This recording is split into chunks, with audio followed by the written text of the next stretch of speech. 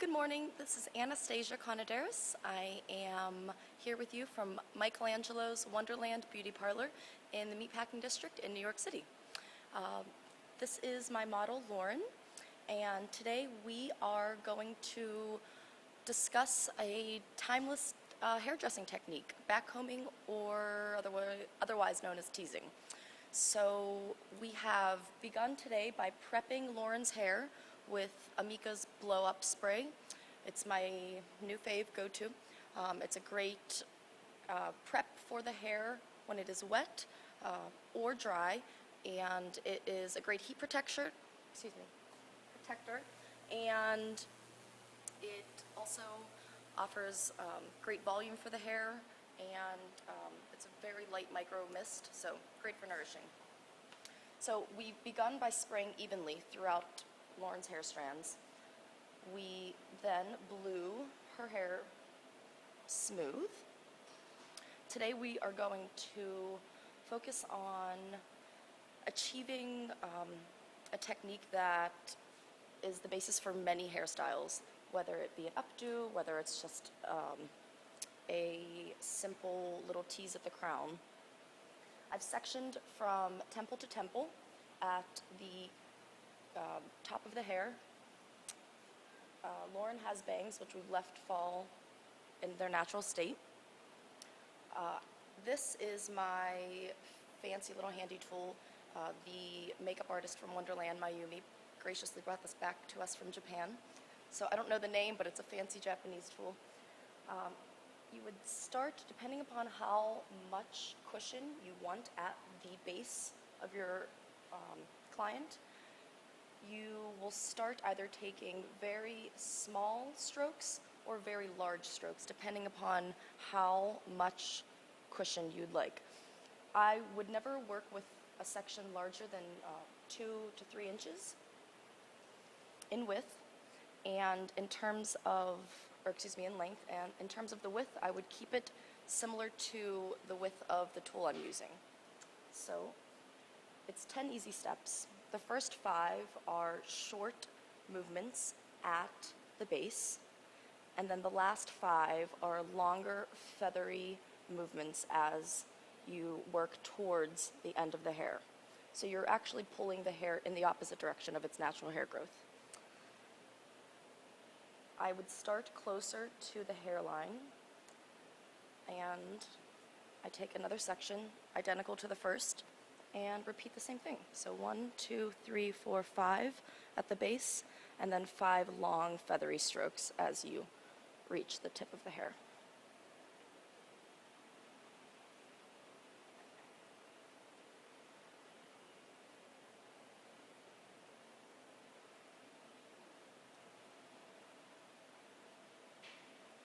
This is a great base for many styles that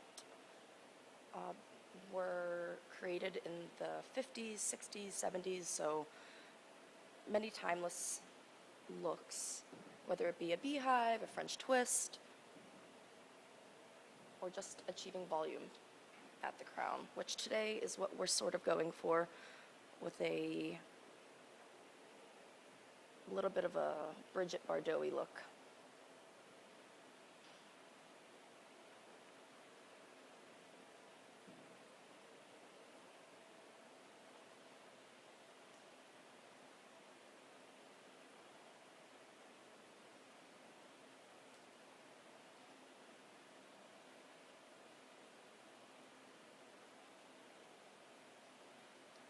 And as you can tell, it looks a little crazy at the moment, but this is really what it needs to look like to really build in and have the lasting volume. You can also tease anywhere on your model or client's hair, depending upon what you'd like to achieve.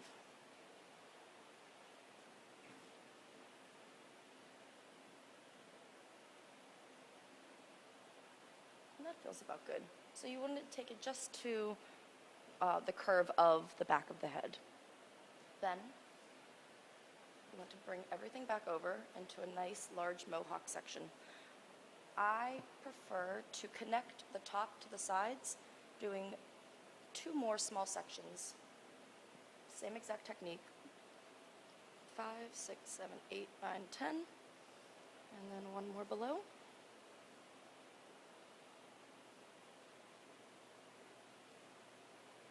A lot of times when people try to tease, they can't really, they don't really get it going correctly at the beginning, and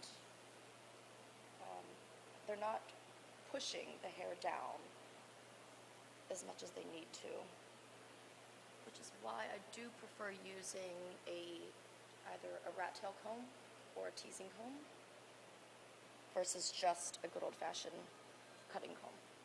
Okay, so we are at the perfect point. At this moment, I would start to loosely smooth with my fingers to see what shape I want to develop.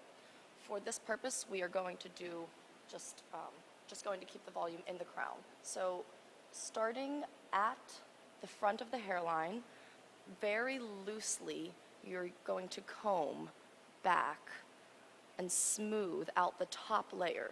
Be sure not to reach further in with the tool you are using so that you're not smoothing out the inner part that we just spent all of this time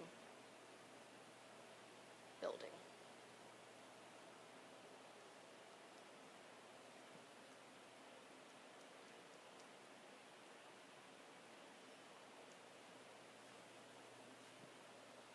Another thing that could be great in this technique would be to use a little dry shampoo as a finisher instead of hairspray, which would be the most commonly thing that you would grab.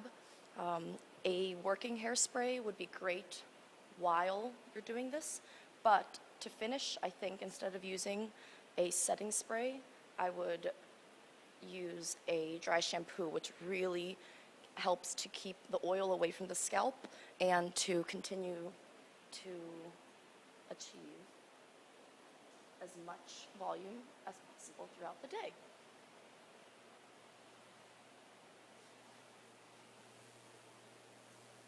And there you have it, folks. Our 60s inspired Brigitte Bardot on Lauren today. Thank you so much.